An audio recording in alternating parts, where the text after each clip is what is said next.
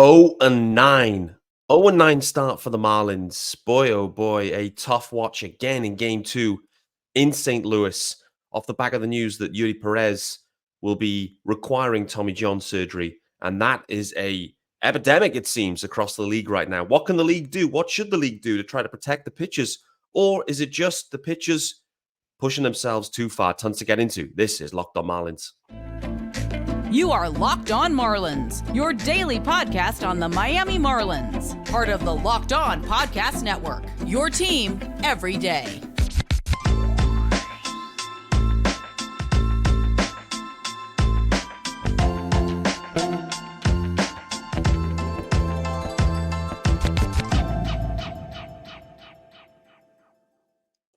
Greetings from England and welcome to Locked On Marlins. This is your daily Marlins pod.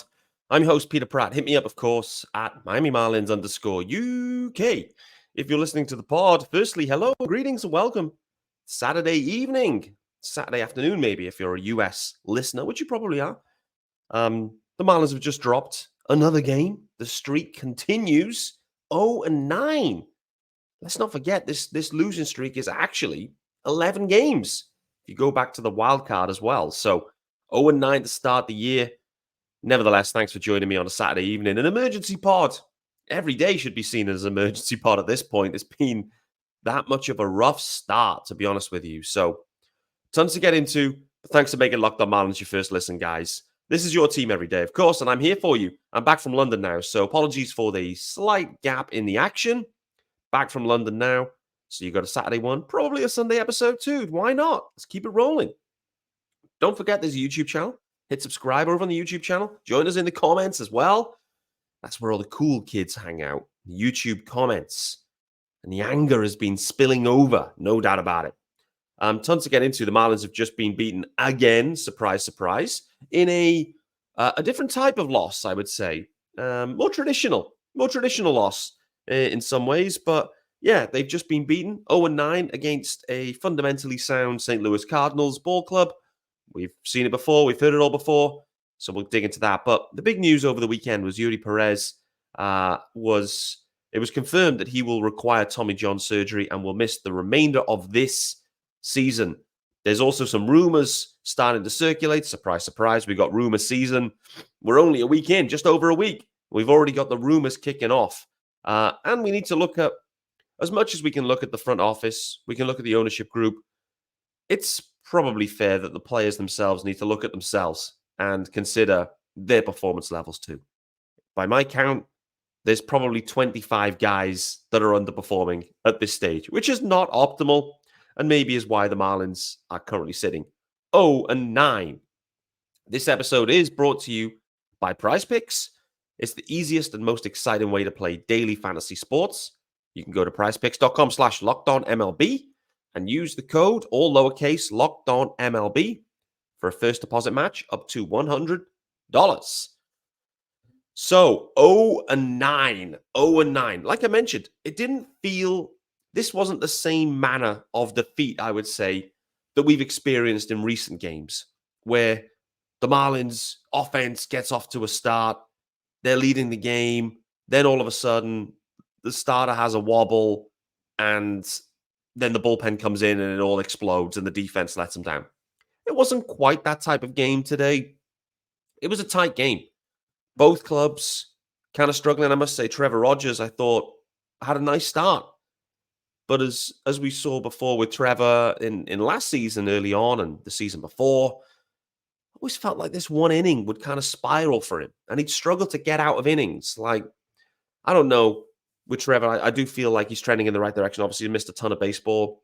So, I don't think you can really point the blame as such at this point for this game. It's just one of them games where, I guess in many senses, it comes down to the Marlins had 2 errors. The Cardinals had 0. Each team had a couple of bloop hits. It was just one of them games. Like, nothing really happens.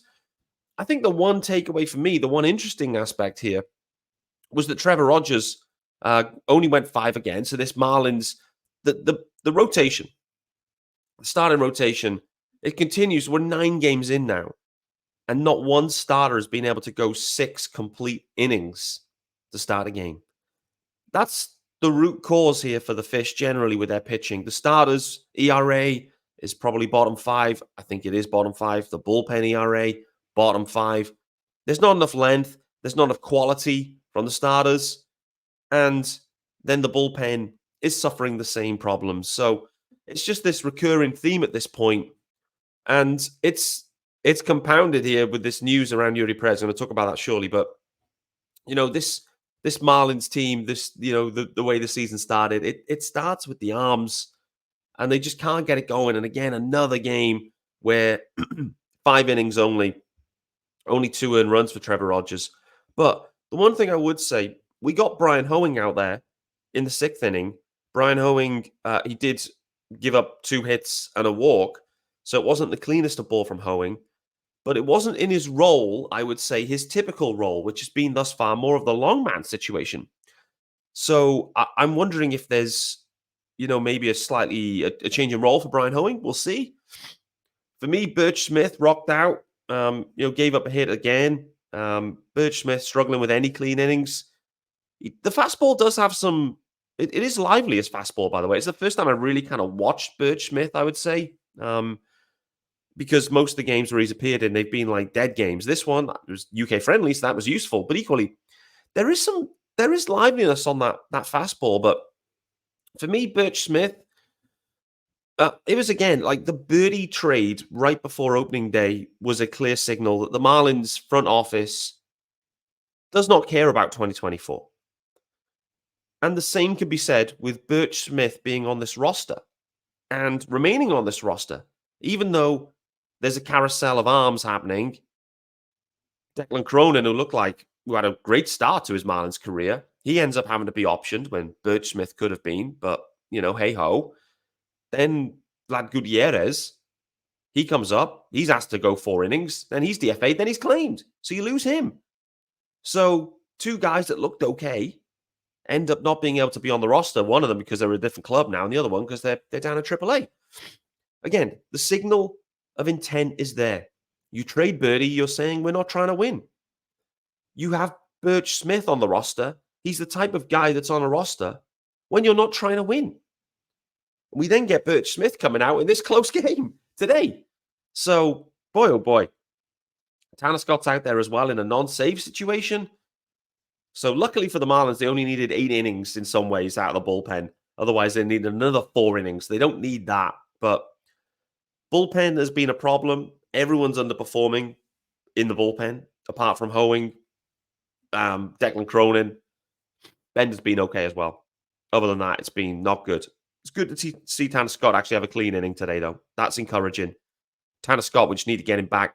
And this outing is an interesting one where it's like maybe where Skip was going back and talking about it during spring. Like Tanner just needs to be in the groove. He needs to be out there pretty regularly, et cetera, et cetera. So again, it's an interesting one.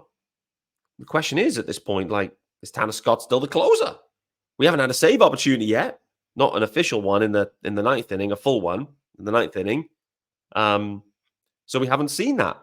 But is Tanner Scott still the closer? We assume so. But being used when trailing by a couple of runs on the road in the 8th inning, interesting. I don't know. Overall, you just have to say at this point, this is underwhelming. And this is a big problem because you can already sense that, from a fan base perspective, interest is waning. We're 9 games in, and the buzz around the team is pretty much non-existent. And the sense I get, this is how bad it is. The sense I get is that almost people are watching, hoping that the chaos continues just to see how much chaos there can be. People are praying for Avi grounders. Considering the season's 162, there's only 9 games. But boy, oh boy, this is going to be a long year, a really long year. The front office doesn't want to win, and the fans don't want to watch. Who's going to be listening to Locked On Marlins? I don't know. It's probably only my family, and that's going to be it by the end of this. But hugely disappointing. And it's been funny because From an offensive side, a lot of people saying, well, the offense hasn't been good. And it's fair. The offense hasn't been good. It wasn't good last year. It's not been good this year. Surprise, surprise. But I must say, I do prefer the offense against right-handed pitching. Like when you got Jesus Sanchez in there, like he can give you something. I like Nick Gordon. I like the fact that Avisel Garcia isn't in the lineup. He did get a hit today, Avi, to be fair. He hit a ball really well as well to center field and made a nice grab. Obviously, the game ended on a grounder, but I do like that group. I like it better, for sure. So, the thing's been, though, for the Marlins, they've got all their lefties going, but they've faced a ton of lefties as well. So it's just been a bit of a funky period for them that they've had probably more lefties, face more lefties than they have righties, which definitely hasn't helped them. One other note clearly from this game, Emmanuel Rivera. He made his Marlins debut today, started at third base.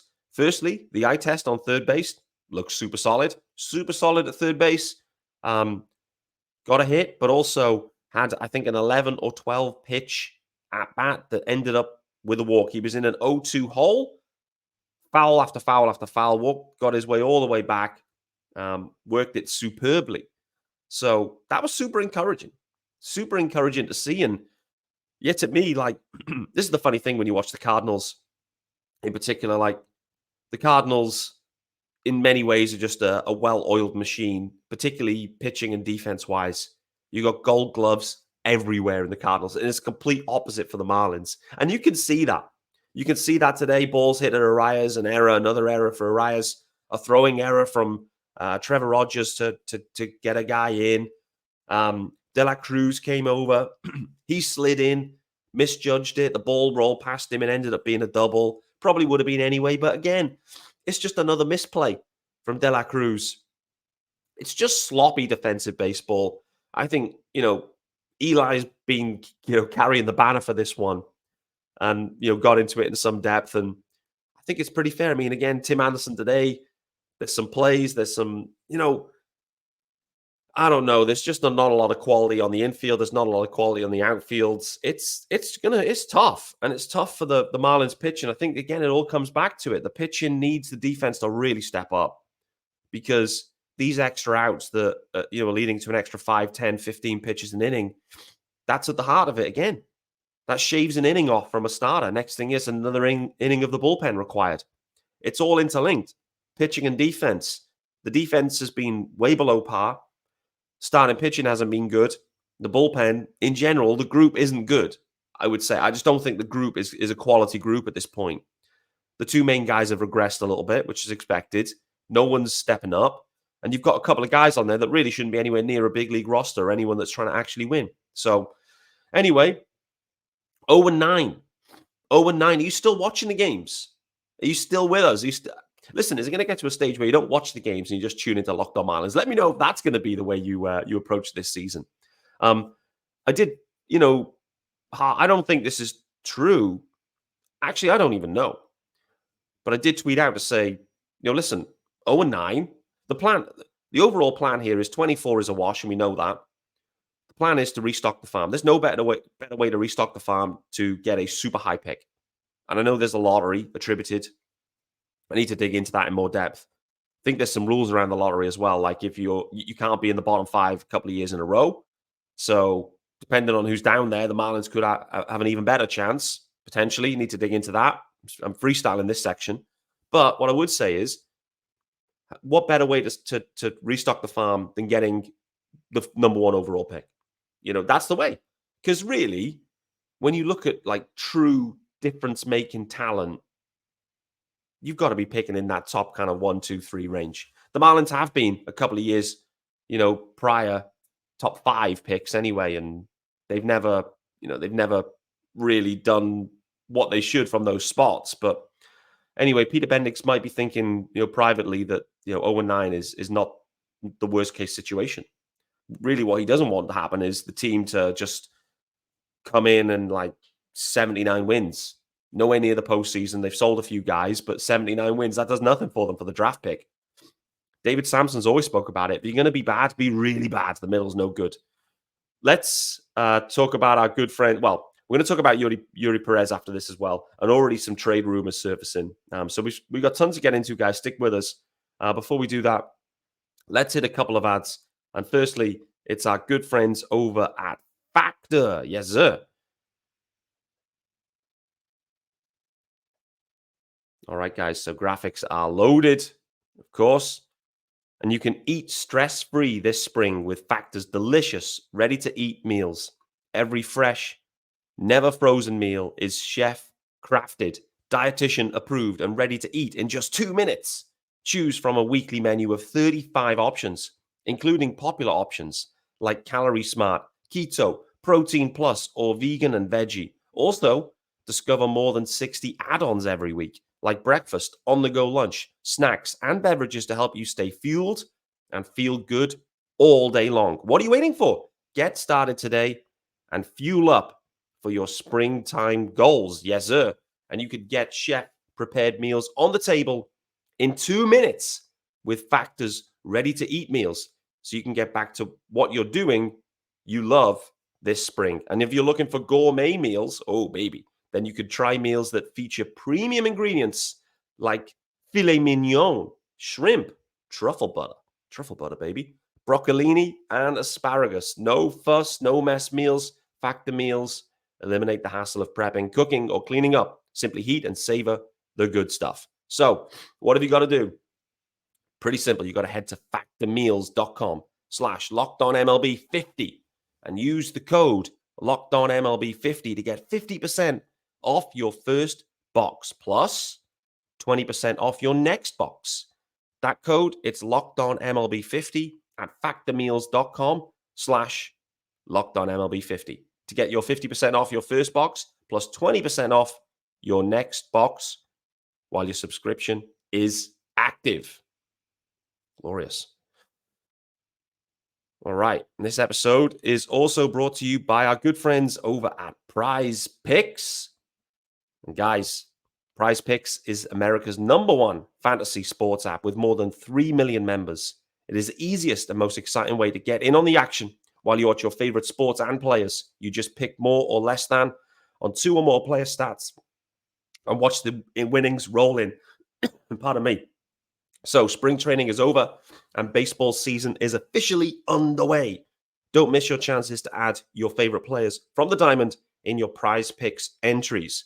Whether it's strikeouts, RBIs, or first inning runs, take your pick of more or less than and add them to your PrizePicks entry today. And you can get in on the playoff action and win up to 100 times your money on PrizePicks as you and the world's best players take the game to a new level during basketball's postseason. So what have you got to do? You got to simply download the app and you got to use the code LOCKEDONMLB for a first deposit match up to $100. Download the app today. Use the code LOCKEDONMLB for a first deposit match up to $100. PrizePicks, pick more, pick less. It's that easy.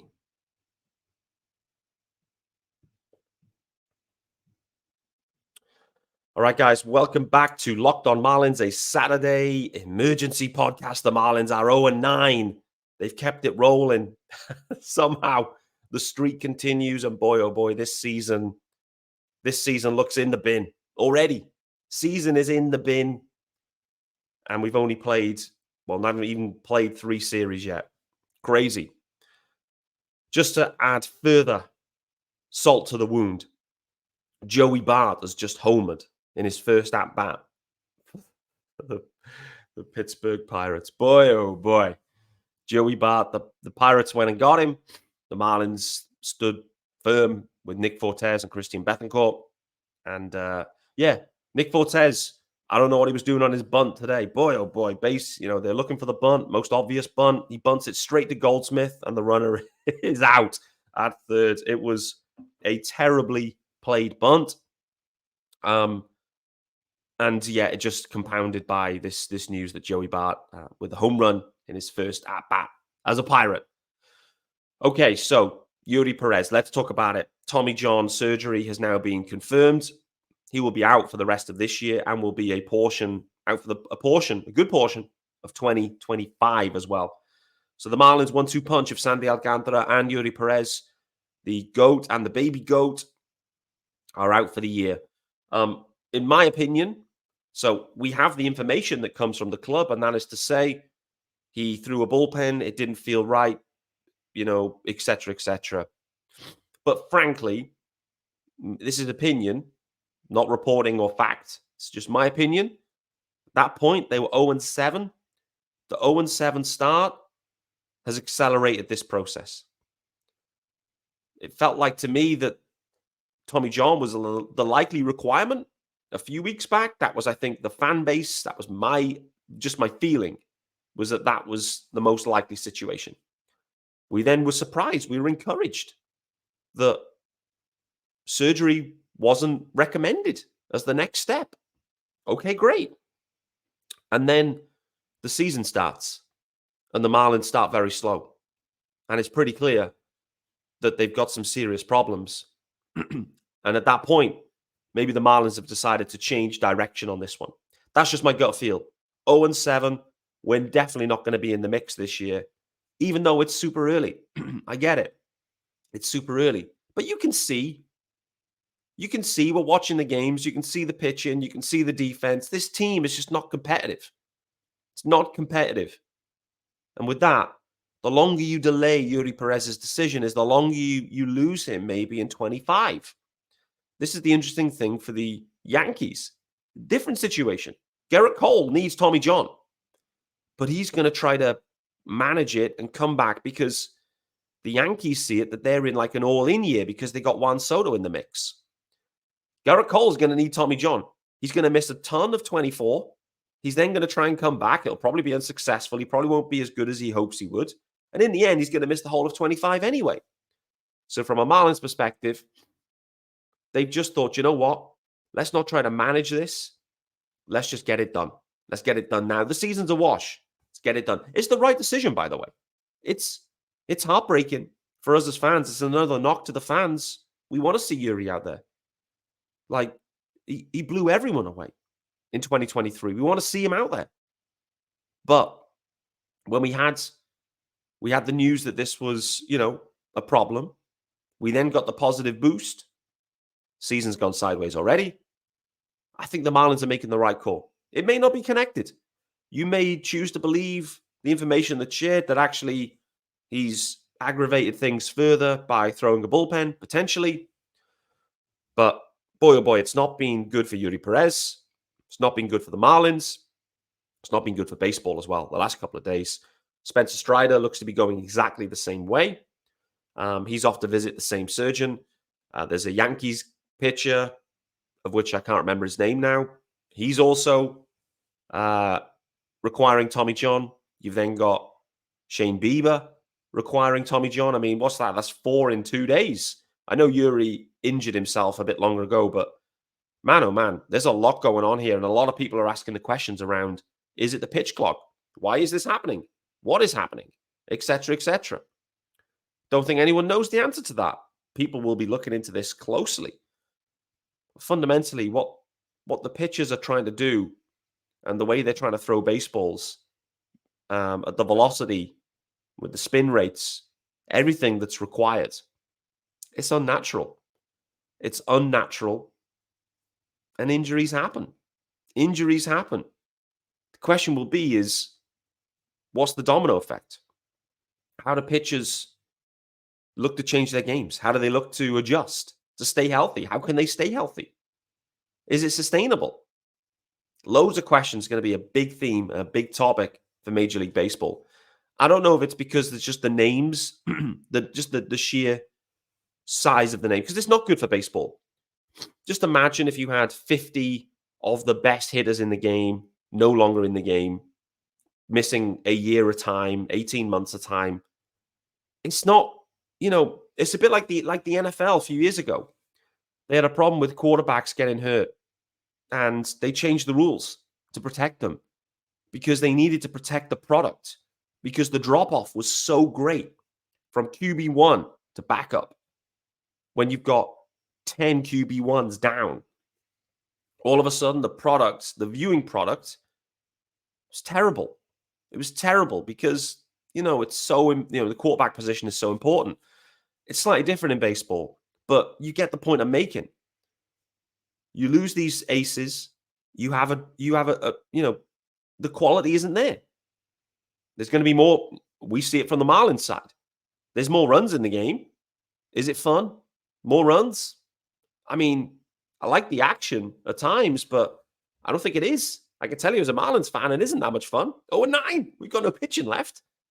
0-9. We're all in pain. We're all looking and wondering when tennis season starts. Very soon, by the way. It's already started. But anyway. Sad news for Eury Perez. It is. It really is. And again, it's really tough for the Marlins because they tried to do the right thing with Eury Perez in some ways. Like their intentions were good last year. But the net result ends up with, they managed him in the way they did. It was,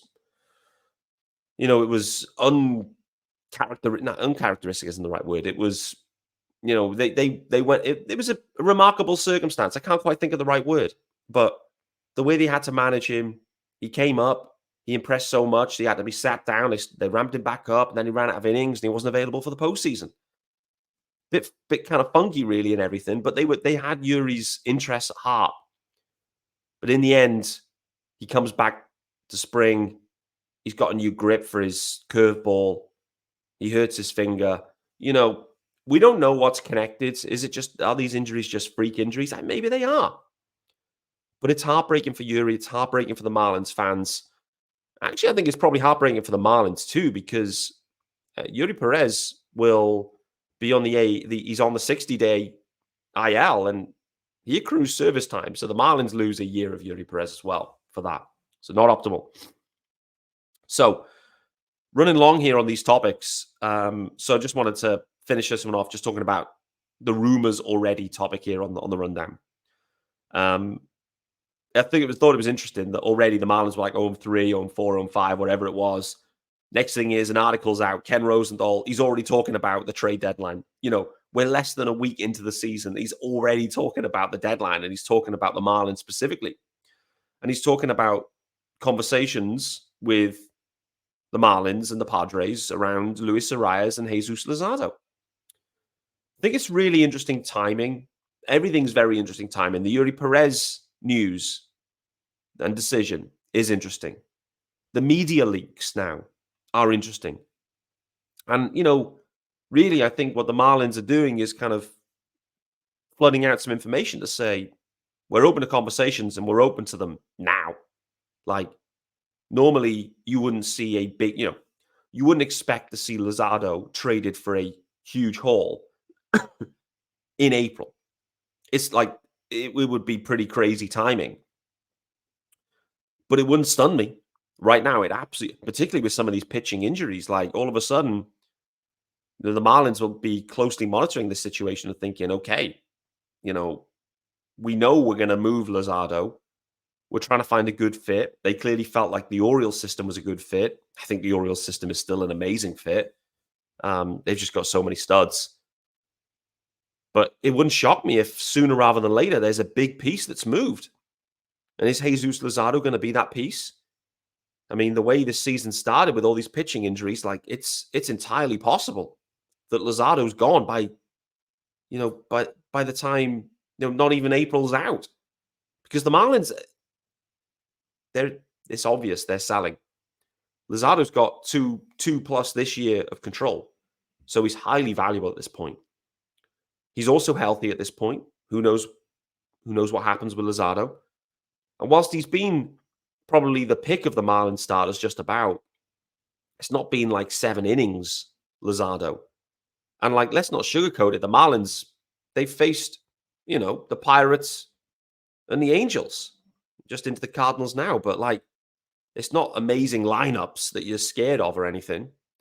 So do the Marlins look to try and make a move sooner rather than later? I'd say there's no smoke without fire. And the fact that in less than a week, already rumors are circulating about the Padres and the Marlins talking about Arias and Luzardo. That's tactical. That is tactical stuff going on there, where the Marlins want to make sure it's known that we're open to the conversations. We're open. I think it's interesting. The Padres were interested. I mean, who knows what's going on with the Padres? You never know with those guys, but the old world, the history with the Padres is they're ultra aggressive. I enjoyed it. So we'll see. Just one note on Luis Arias, by the way. It's not been a good start for Luis Arias defensively and offensively. Offensively, things will turn. It looks exactly the same as Luis Arias from last year. Just balls just aren't finding the way through, whatever it might be. Arias will be fine. We're not going to be having the conversation about Arias saying how about 400 this year. In my opinion, I don't think that will happen. But Arias will still hit over 300. Once all said and done. The defense has been a problem at second base the last couple of games. The defense is a problem all round, to be honest with you. So, yeah, it's not optimal. The eye test last year said Arias was fine at second base. I still think he's fine at second base. Again, slow start, pressure mounting, who knows? But for me, Arias, he'll still be good, but I don't think he'll be as good as last year, and clearly the start doesn't help. It still looks like Arias. The reality is, though, Arias, this year and next year, that's it. Arias has to be traded soon. It's been clear that Arias is going to be traded at some point. Sooner rather than later, maybe. I don't know. We're going to have to see how it goes. But as Marlins fans, this is so difficult. It's so difficult to embrace a tank mode because 162 of tank is not fun. And, you look for hope, you look for excitement in baseball, and it looks like it's going to be a tough season. We hope it isn't. I hope they can flick the switch and find a way to get it going. But you're in an 0-9 hole to get it going. Doesn't sound optimal. Max Meyer going tomorrow. I'm excited to see Max, how he follows up his first start. Again, Max Meyer's probably only got like 100 innings in him. So, he's not going to go deep into the season either. Eddie Cabrera is, working his way at rehab starts. Unfortunately, the walks seem to be an issue there. They continue to be an issue with Eddie Cabrera. They probably always will be. So, man, oh man, the Marlins have, it's been a disaster of a start to the campaign. The white flag is already being waved. Tactical information into the media about conversations around players they actively want to move. I think the Marlins will make a big deal significantly before the deadline. Significantly. April, even at the end of April or even in early May, I could see something huge happening with Arias, Luzardo. And I think the guy that I'm going to spend some time digging at and thinking about is where does Jazz Chisholm Jr. fit? Where is his best fit? What club could Jazz Chisholm Jr. make a huge impact on? Because we're in the same situation with Jazz. He's into arbitration. He looks like an elite center fielder with a very enticing offensive profile. I think it's time to start considering where Jazz's landing spot could be.